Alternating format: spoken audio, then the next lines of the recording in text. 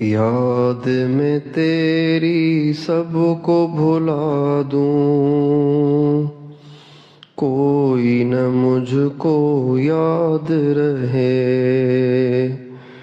نبی کریم صلی اللہ علیہ وسلم جب دنیا سے تشریف لے جا رہے ہیں تو آپ تمام مستورات کو اور یہاں بیٹھے ہوئے تمام مردوں کو، ساری دنیا میں مرد اور عورتیں جو پھیلے ہوئے ہیں، ان سب کو اللہ کے نبی دنیا سے جاتے ہوئے فرما رہے ہیں نماز کا خیال کرنا، نماز میں سستی نہ کرنا، نماز کے بارے میں اللہ سے ڈرنا، نماز کے بارے میں اللہ سے ڈرنا۔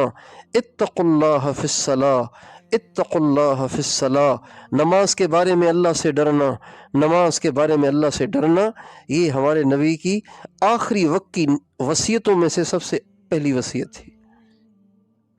اس لیے ہمیں نماز کو صحیح پڑھنا ہے، نماز کو صحیح پڑھنا ہے۔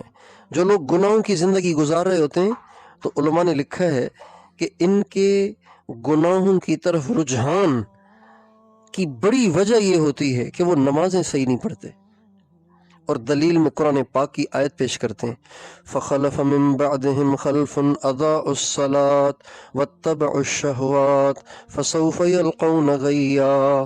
اللہ تعالیٰ فرماتے ہیں پھر ان نیک لوگوں کے بعد ان کی اولادیں ایسی بری ہوئیں کہ انہوں نے نمازیں ضائع کر دیں اور پھر شہوتوں کی اتباع شروع کر دی، خواہشات کی زندگی گزارنا شروع کر دی۔ تو علماء کہتے ہیں نمازوں کو ضائع کرنے کے بعد خواہشات پہ اپنی زندگی گزارنا، شہوتوں کی زندگی گزارنا، اس کا تذکرہ اس لیے کیا کہ نمازوں میں غفلت اور سستی برتنے کی وجہ سے انسان ان گندگیوں میں مبتلا ہوتا ہے۔ یہ جو عورتیں سارا دن موبائل میں گھسی رہتی ہیں نا، یہ غور کریں، ان کی نمازیں ٹھیک نہیں ہیں، ان کی نمازیں جاندار نہیں ہیں۔ اگر انہوں نے سجدے کی لذت چکھی ہوتی، اگر انہوں نے رکوع کے مزے لیے ہوتے، اگر انہوں نے قیام کے مزے لیے ہوتے، اگر یہ اللہ سے مناجات کی لذت سے آشنا ہوتی تو ان کا دل کبھی واٹس ایپ پہ نہ لگتا، یوٹیوب پہ نہ لگتا، فیس بک پہ نہ لگتا، سہیلیوں کے گروپس میں آئی ہوئی سینکڑوں پوسٹیں چیک کرنے میں نہ لگتا، بلکہ ان کا دل سجدے میں لگتا۔ والذین یبیتون لربہم سجدا وقیاما۔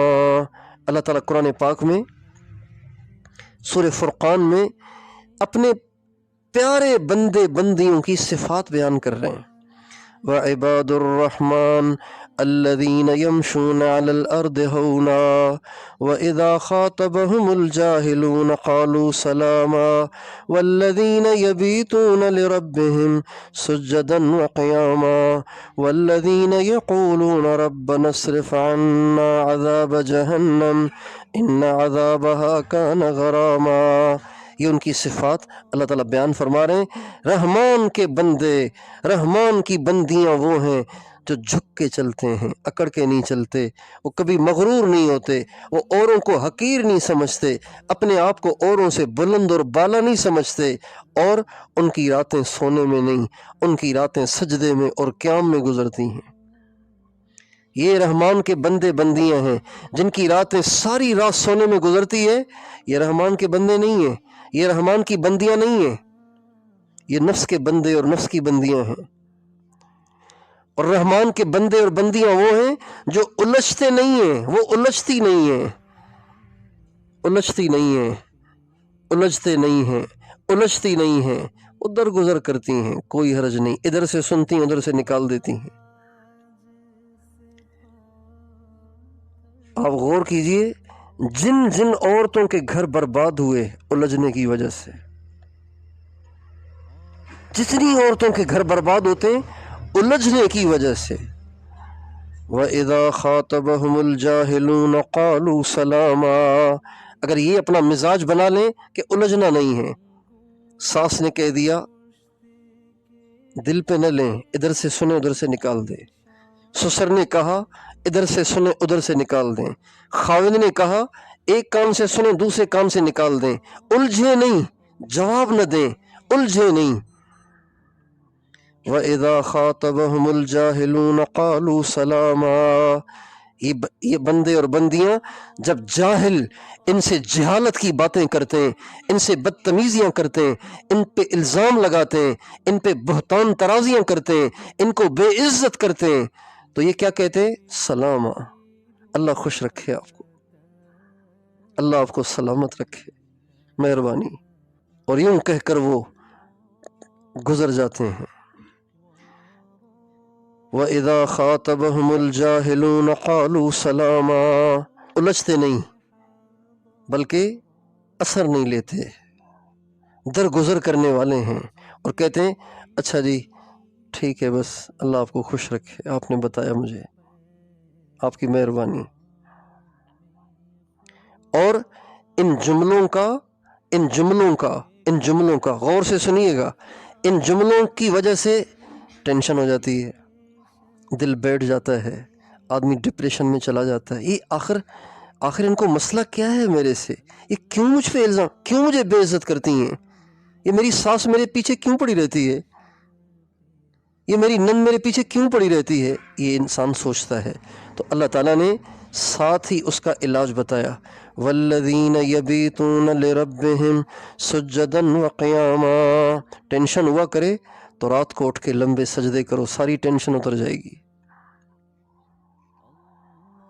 والذین یبیتون لربہم سجدا وقیاما، جب انسان کو ٹینشن ہوتی ہے تو جاگ تو ویسے ہی رہا ہوتا ہے، نیند تو ویسے ہی نہیں آ رہی ہوتی، تو بجائے بستر پہ آنکھیں کھلی کر کے، آنکھیں کھول کے، اور اپنے دماغ میں سارا دن کہی گئی باتیں اور لگائے گئے الزامات اور کی گئی تنقیدوں کو سوچ سوچ کے گھلنے کی بجائے کیا کرنا چاہیے؟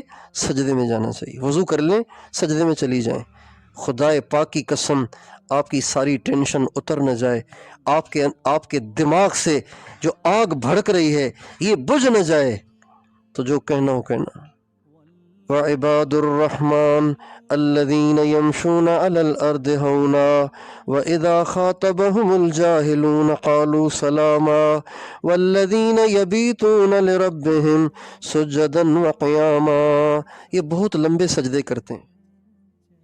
اچھا آپ غور کریں کہ اللہ تعالیٰ نے سجدن پہلے فرمایا، قیامن بعد میں فرمایا، حالانکہ نماز میں قیام پہلے سجدہ بعد میں، لیکن اللہ نے سجدن پہلے فرمایا۔ کیوں؟ اس لیے کہ جب اللہ سے پیار ہو جاتا ہے نا تو پھر نماز میں سب سے زیادہ مزہ سجدے میں آتا ہے۔ ہائے بندہ اور بندی اپنا سر زمین پہ رکھ کے پڑے ہوئے ہیں، سبحان اللہ۔ آپ کا بچہ، آپ کا چھوٹا بھائی، یا کوئی بھی آپ کی عمر ہی کی کوئی جیسے سجدے میں پڑے رہتے ہیں نا، ایسے آ کے آپ کے قدموں میں گر جائے تو کیا خیال ہے، کیا محسوس ہوتا ہے؟ کتنا پیار آتا ہے، کتنا رحم آتا ہے۔ تو جب انسان کو رحم آتا ہے جو کہ رحمان نہیں ہے، انسان ہے، تو رحمان کو کتنا رحم آئے گا؟